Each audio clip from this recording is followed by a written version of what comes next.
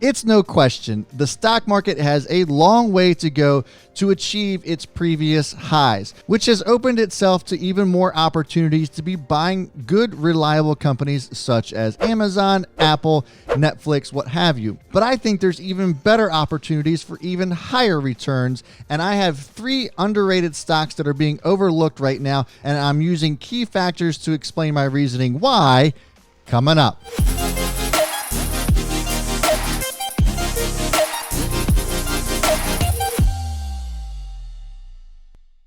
What's going on, everybody? So yes, today we're going over the top 3 underrated stocks that I think are being seriously overlooked and have some really good potential. We've talked about the Carnival cruise lines on this channel and the airliner stocks, a lot of the popular ones, but these are not so popular, but I think that they could potentially bring in some serious results. I'm going to talk about them in just a second, but first, I want to welcome you to my channel. Hi, my name is Brad, and this is Own the Chaos. The stock market is crazy and chaotic, and I made it my mission to help you own it. So if you want to see more content such as this, I would love it if you could subscribe to this channel. Over 80% of you are coming back and watching these videos but are not subscribed. So if you guys could definitely do that, I would certainly appreciate it, and hit that notification bell to get notified every time I put up a video. Okay, so the top 3 stocks that I am watching right now that I think are extremely underrated is because of the intense amount of insider buying that has been going on with these particular stocks specifically. Now, of course, you can make the argument that there's been a lot of insider buying going on all over the place, and that's true, but I think that these have some really serious potential and are definitely worth considering for the long run. Now, for those of you who might not know what insider buying is, according to Investopedia, and I'll pull this up so you can read this along with me, insider buying is defined as the purchase of shares in a corporation by a director, officer, or executive within the company. I think it's important to note that this has nothing to do with actual insider trading, which refers to corporate insiders making illegal stock purchases based on non-public information. For example, if a CEO knows they are going out of business and decides to sell all of his stock before letting the general public know so that he can get his shares out before everybody else, that's illegal. When I worked for T. Rowe Price, they blocked us off from selling a T. Rowe Price stock as employees when they knew certain material events were going to be going out. So in order to protect themselves from insider trading and that sort of thing. So this is something that I'm actually very familiar with. So if that's the difference. If you are selling because you know something is happening, or you're buying because you know something is happening, that is insider trading before letting the rest of the public know. In this instance, insider buying or insider selling is administered through what is called a Form 4. And so is an SEC filing that has to be placed whenever an insider, such as an officer, executive, or what have you, buys or sells any shares within the company itself. And so why can insider buying be significant? Well, I mean, if the officers or the board members of or the board of trustees find, a significant value in a stock or determine that it's extremely undervalued, that could speak to you and say, well, if they are buying up serious amounts of their own stock and see this much value in it, then maybe I should consider doing the same thing. This doesn't always work out this way, obviously, but I think in these specific cases that they do. And we're going to start off with WSM. This is the ticker symbol, or Williams-Sonoma is the company. It is a cookware company and in the retail space, and we all know that the retail space has been hit significantly. You also may have heard of Pottery Barn or West Elm. They're also connected to Williams-Sonoma, and Williams-Sonoma, along with every other retailer out there, was smoked in the crash, resulting in over a 60% drop from $79 to a low of $26.01. Currently, it's sitting at $51 per share, which is still a 35% difference from its highs before the crash occurred. This dropped significantly after they announced they closed their stores throughout the US and Canada, and most consumers are cutting back on spending. But isn't everybody eating at home right now? Haven't you tried to stuff down numerous times your wife or husband's overcooked chicken or roast or what have you and just beg for some more gravy? I know that you have. You haven't? All right, well, I guess I'm the only one then. At any rate, I think the demand for cookware and essentials such as these has actually gone up. And it's important to note that 50% of Williams-Sonoma's business came from the e-commerce side before the crash happened. Curious to see what that looks like now, and I bet these insiders do too. Recent Form 4s have disclosed that in late March, private equity investor Scott Dankey bought $400,000 worth of WSM. 2 weeks later, Adrian Bellamy, board chairman, bought $455,000 worth of WSM. In my opinion, when you consider these buys of nearly $1 million of Williams-Sonoma and the fact that they are already well established in the e-commerce side, I think that it only makes sense when people are at home cooking more that they're going to need these cooking essentials. And so I think the demand for Williams-Sonoma has gone up. They're able to still sell their products on the e-commerce side. Insiders felt as if the stock was too low, and I still think it's too low as well. Anything below $50 on WSM for me, I would consider a buy. And so there you have it as far as my opinion on WSM. Now, before we get to the second stock of my top three, I want to invite you over to join the Kaos crew. If you guys haven't been a part of that, or if you haven't discovered that just yet, wanted to bring it to your attention. For $4.99 a month, you can be a part of the channel memberships where I put out watch lists every single day before the market opens. I put out a watch list of 4 or 5 stocks to give you some supports and resistances that I'm observing. Obviously, I'm not giving you investment advice or anything like that, but it's just something to consider, maybe a good little watch list for you if you're having trouble creating one.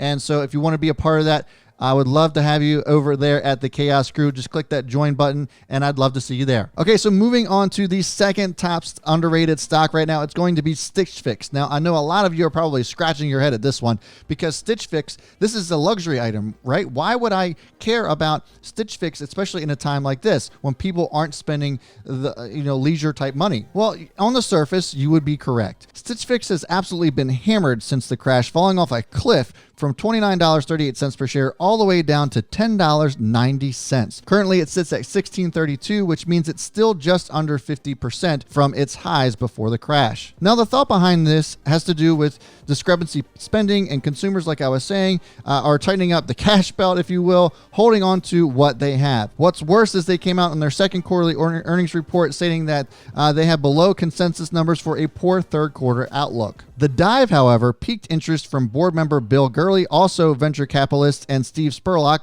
also on the board, together buying up a whopping $35 million. $35 million worth of Stitch Fix from mid-March to early April. Now, you might be asking yourself, why are they buying this much up? And in my opinion, I don't think it's just because it's come down this far. Stitch Fix is transforming retail, and they have a really good balance sheet, and the fact that it's come down as far as it has, it's just not fair. Now, if you guys don't know what Stitch Fix is or what they do, it is a retail clothing online company. So what you do is that you give them your style, your age, or what have you, and then they compile a list of data to spit out really cool looking clothes, and maybe clothes that you wouldn't normally wear either. As a matter of fact, I just realized that my whole entire outfit is made of Stitch Fix. This hoodie, Stitch Fix. These pants, Stitch Fix.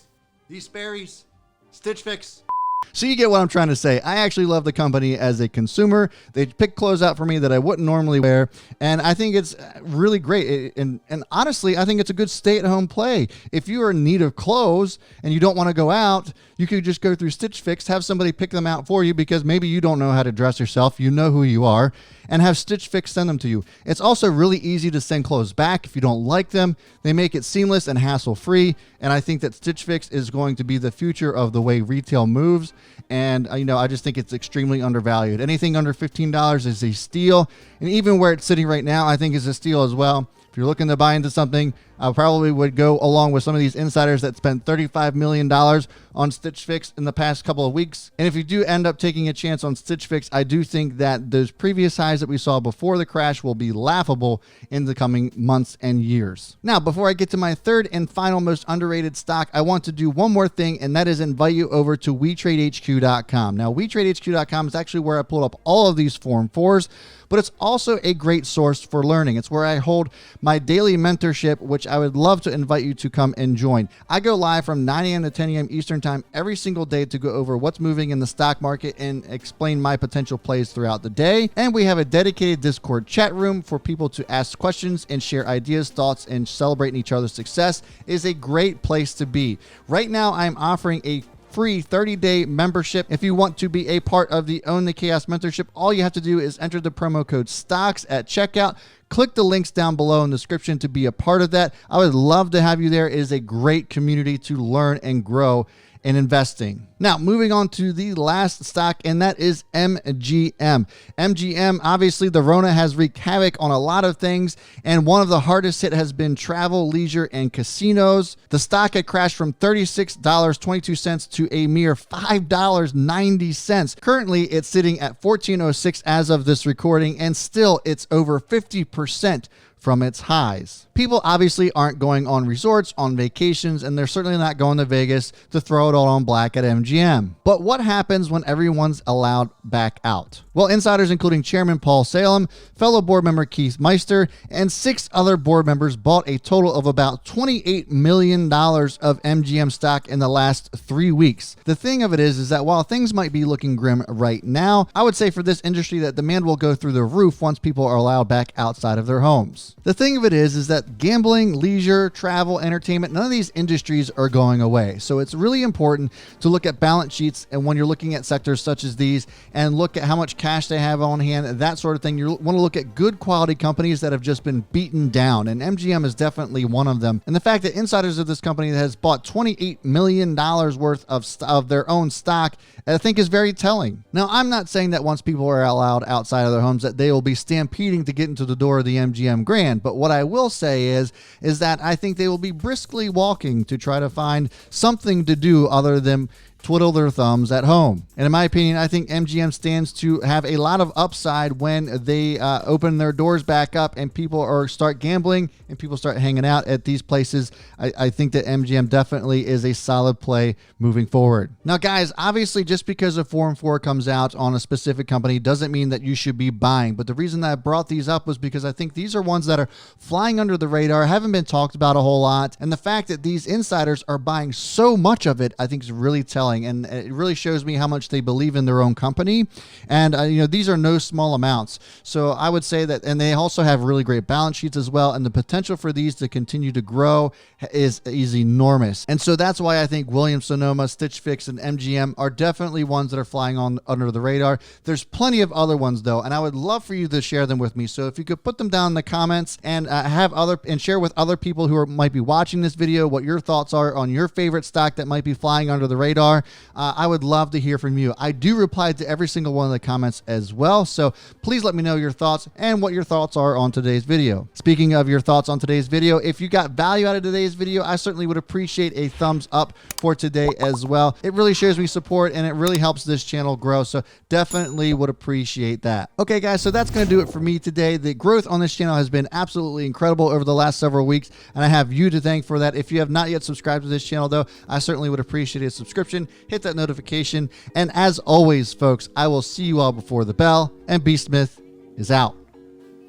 Yes, guys, so 10 of the 12 top airlines have reached an agreement with the U.S. Treasury Department and have taken bailout money from the U.S. in exchange for a lot of things. We're going to get